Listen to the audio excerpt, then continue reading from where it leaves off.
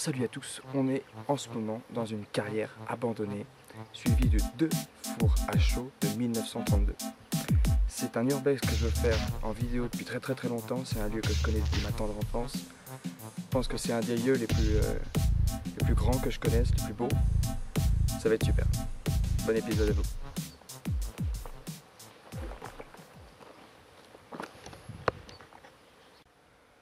On est ici dans une carrière de calcaire.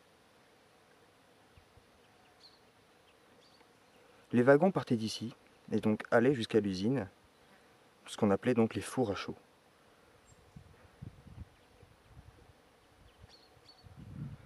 Ce que je vais vous proposer de faire, c'est de suivre comme un wagon et de suivre son transit jusqu'à son départ de l'usine. Essayer de retracer un peu toutes les étapes que pouvaient passer ces pierres. Allez, c'est parti. On peut voir que par terre, vraiment quand on parle de calcaire, je pense qu'on peut pas faire mieux quoi. Il n'y a aucune terre, c'est que de la pierre blanche.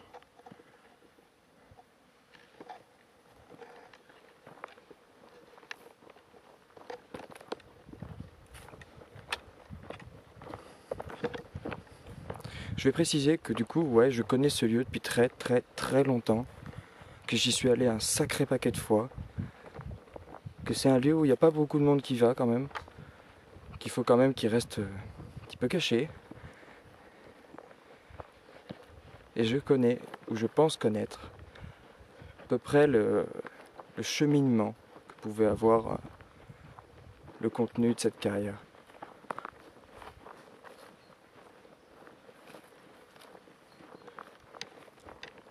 Faut que je me dépêche parce que j'ai pas envie de me faire surprendre. On est juste à côté de la route en ce moment. Super. Ok.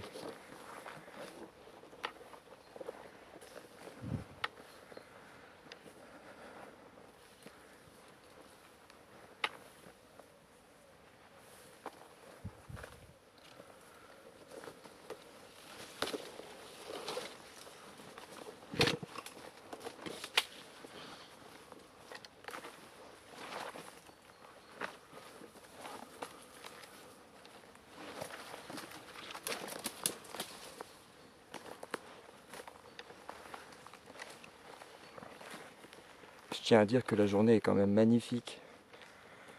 On est tôt le matin.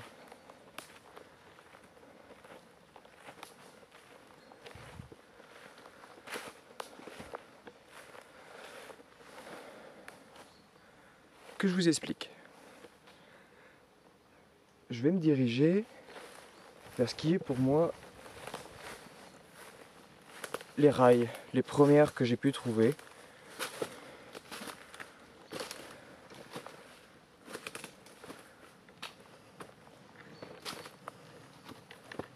Et qui sont ici. Donc voici les rails, les premières que j'ai pu trouver. On voit qu'elles sont presque ensevelies. Tout ça date de l'avant-guerre.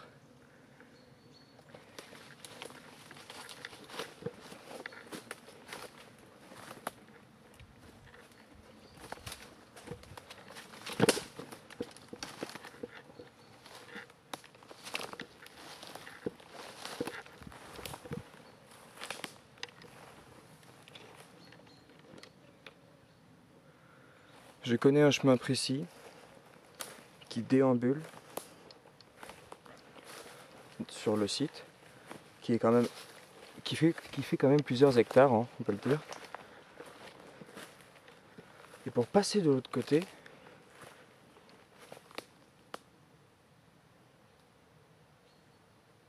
au plus rapide, je n'aurai d'autre choix que de passer par l'intérieur de cette maison.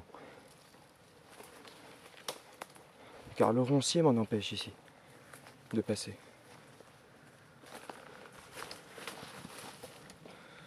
J'ai jamais porté un chapeau.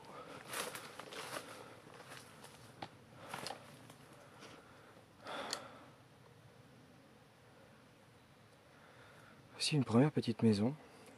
Il faut savoir que les ouvriers du coup devaient dormir sûrement sur le site, vivre même sur le site. Ce qui va expliquer toutes les maisons qui sont encore là, qui sont pour certaines en train de s'effondrer.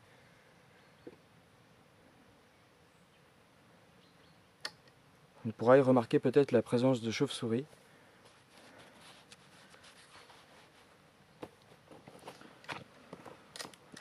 Je vais sortir ma frontale direct.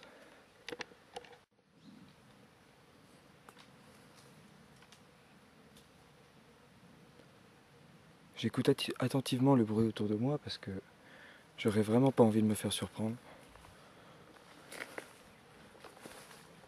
Ça mettrait sans doute mon expédition à l'eau.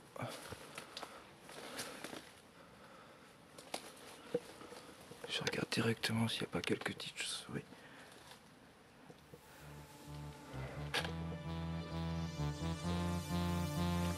Il va falloir que je rentre. Pas le choix.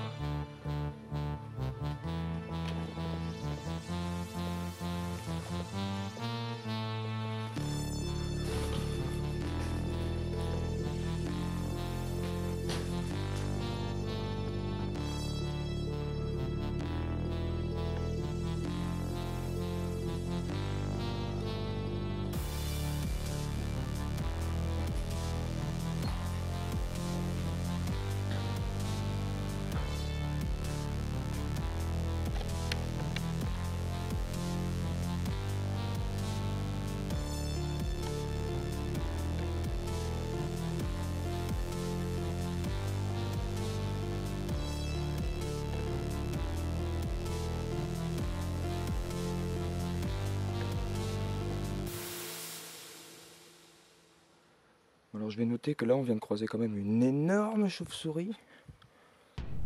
Comme vous l'avez vu, j'étais préparé à croiser ce genre d'espèce sur le site.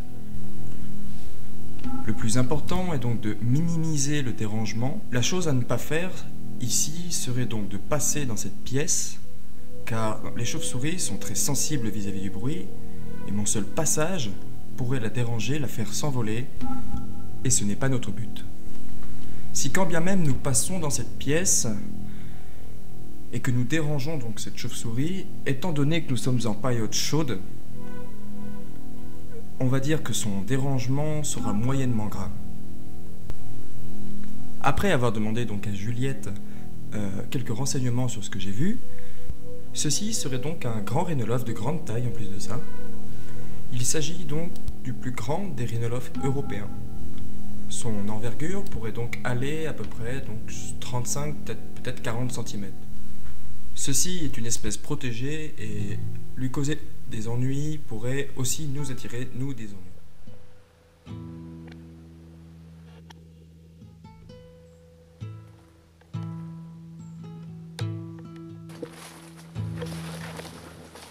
Mais ça c'était une belle chauve-souris quand même. Hein. Putain.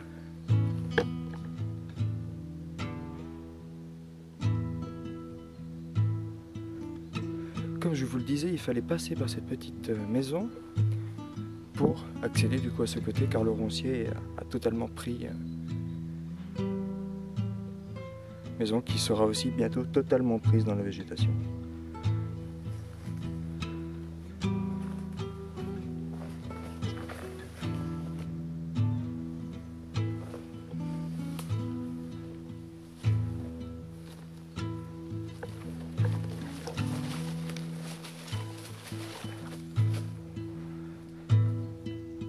Directement, nous arrivons sur ce gros bloc de béton qui servait sûrement à charger les wagons.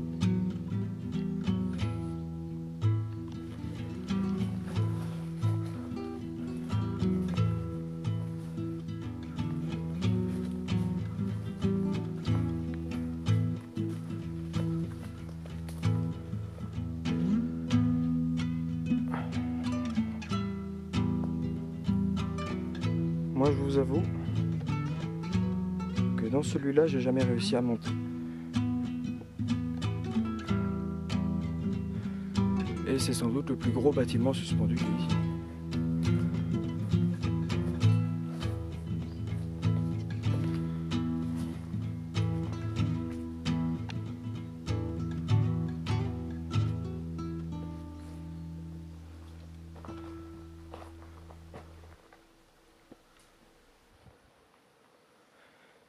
Là-haut, il y a un deuxième bâtiment.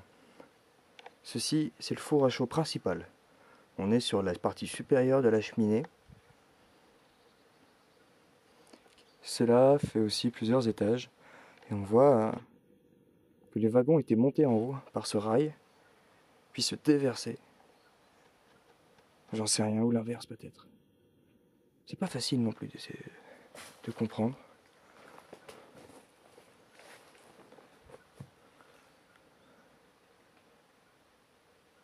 C'est quand même magnifique.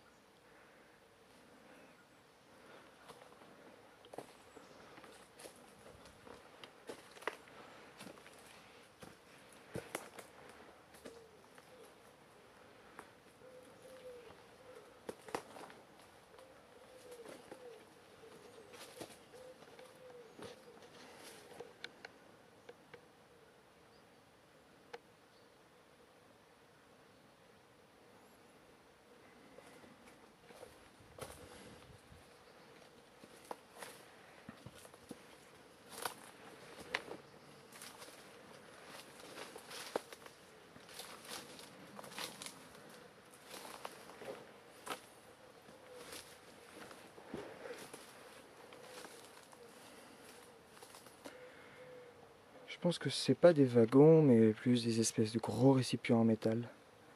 Car j'en ai vu des wagons et ils ressemblaient pas forcément à ça. Et c'est sans doute une partie, voilà, où tout se déversait.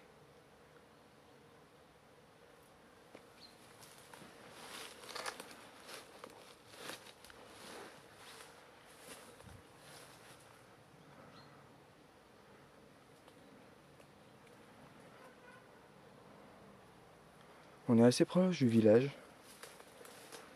Je pense que le klaxon il a dû s'entendre. Donc là je vous parlais des rails, hein, vous voyez qu'elles viennent jusqu'ici, elles sont là. Hein. C'est un endroit où je serais monté si on était un peu plus. Mais c'est quand même assez dangereux.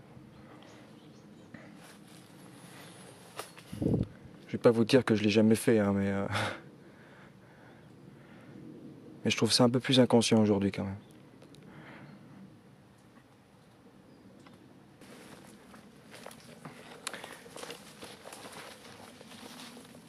C'est un genre de site où si on fait pas attention,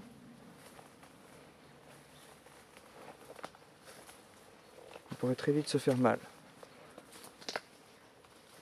Je vais vous en donner la preuve directe.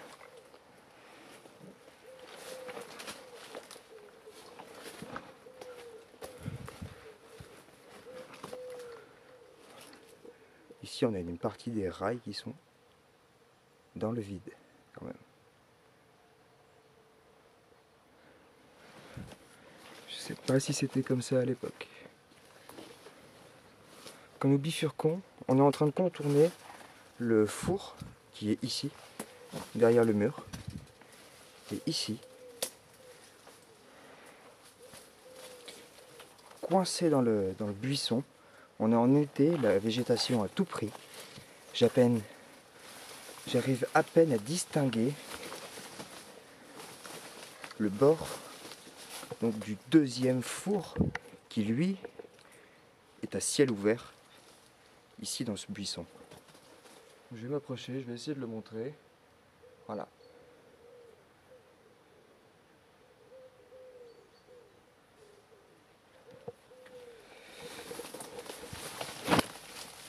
Ne pas connaître cet endroit en visitant ce site, ce serait complètement super dangereux quand même.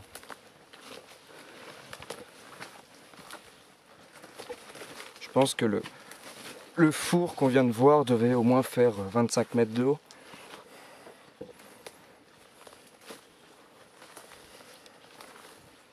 Peut-être un petit peu moins, je sais pas.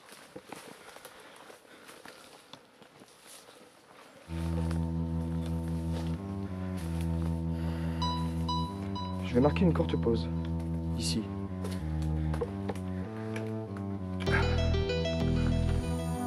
Car l'exploration va être longue. Et je suis déjà crevé. Un four à chaud est une catégorie donc, de four dans lequel on transforme le calcaire en le faisant brûler. Il est généralement composé donc d'une cheminée très haute, mais certains fours, autres en France, ont montré qu'ils pouvaient être dans d'autres axes, c'est-à-dire horizontaux et rotatifs. Le métier de la fabrication de la chaux constitue l'art des chaux-fourniers. Pour obtenir de la chaux, il maintenait la pierre calcaire à 900 degrés dans ses fours, puis la plongeait dans l'eau. Ce résultat créait donc la chaux et le résultat final qu'il désirait.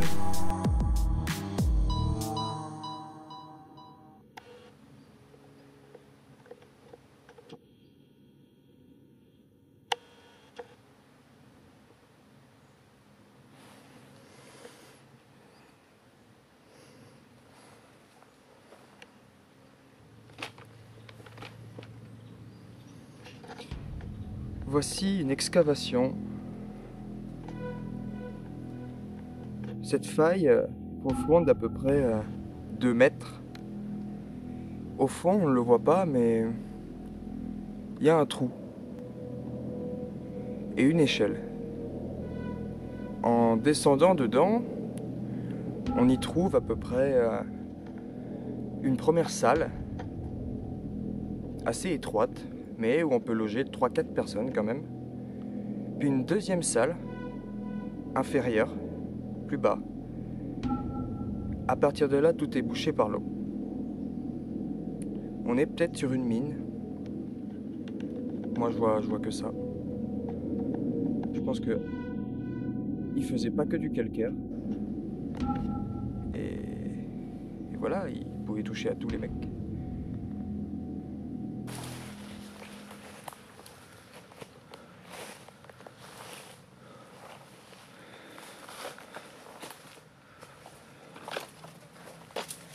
Nous allons arriver, en fait, sur la partie... On est là sur la partie supérieure, en fait, de l'usine. Plus sur la partie acheminement, peut-être.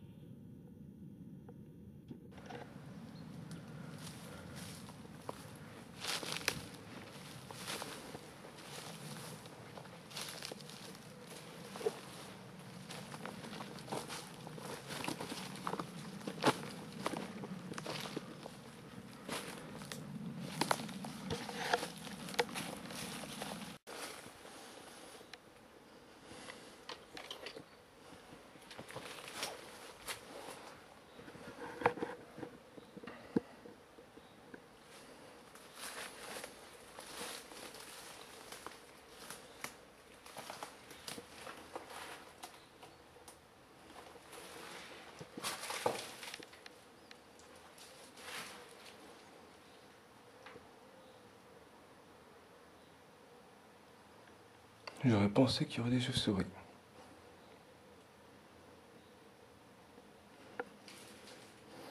À première vue, j'en vois pas. Ici, on a encore des anciennes inscriptions de l'époque. C'est une division.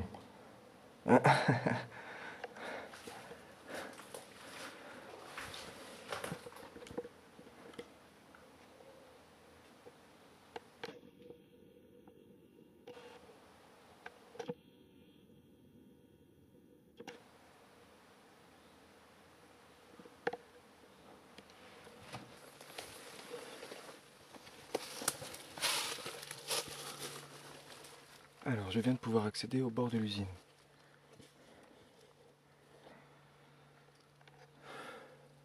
Parfait.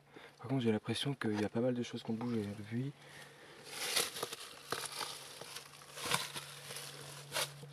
Ouais. Ouais, ils ont tout muré en fait.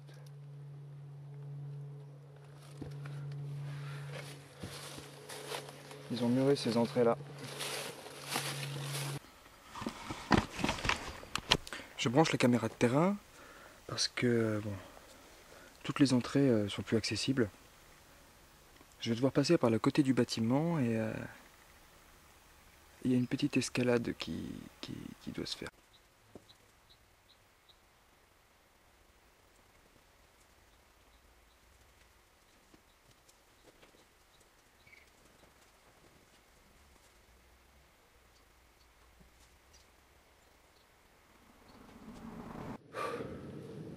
Voilà, je viens de dévaler à peu près cette pente, enfin dévaler, non, je l'ai bien descendu quand même, tout s'est très bien passé.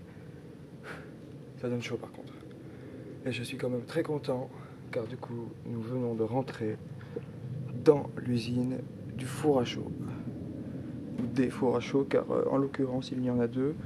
Je tombe directement sur cette machine qui est là, magnifique. Avec ses rouages.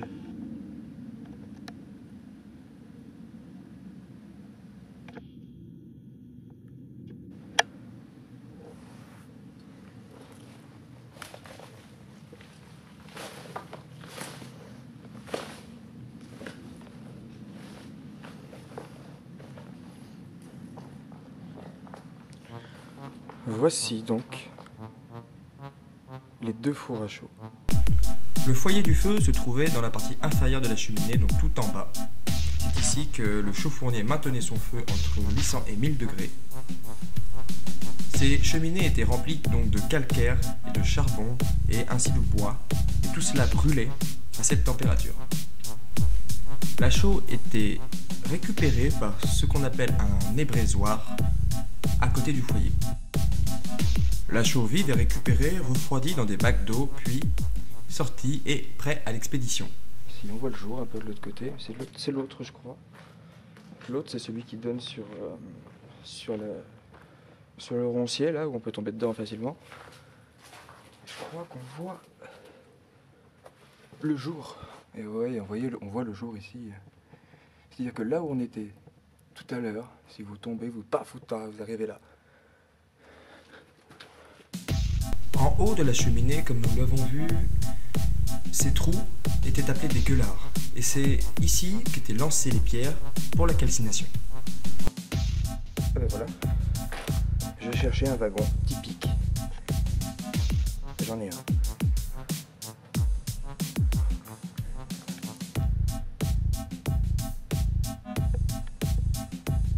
Le bâtiment est en assez bon état, le propriétaire a refait la toiture.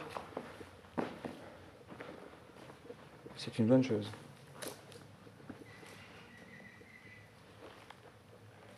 Cette pie m'a fait peur. Ici sur le sol on a encore voilà les passages de rails.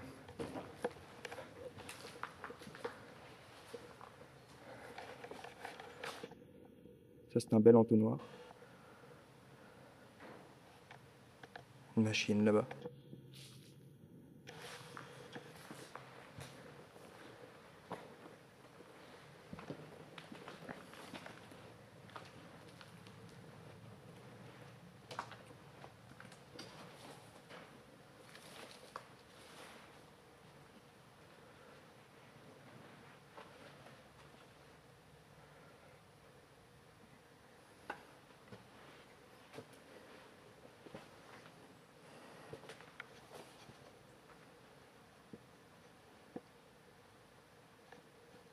Ces immenses machines d'un autre temps.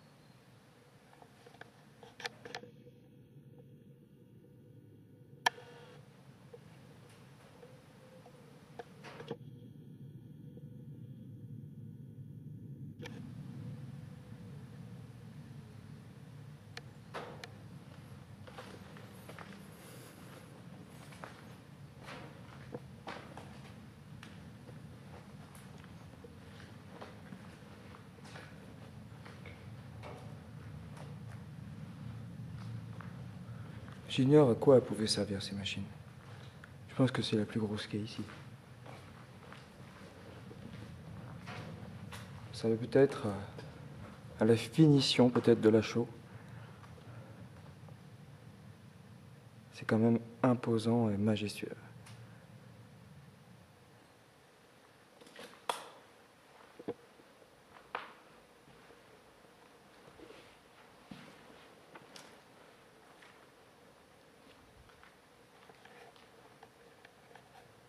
Ceci est un camion pour, je pense, transporter du coup les marchandises. Il est toujours là, c'est super.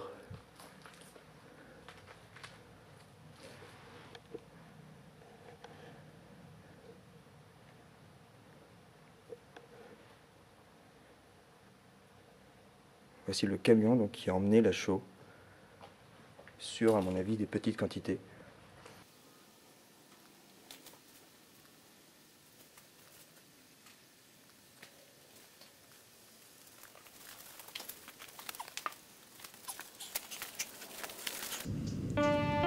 On arrive à la fin de l'enquête. Merci d'avoir regardé, n'hésitez pas à liker et à partager la vidéo si ça vous a plu. Bonne journée à tous.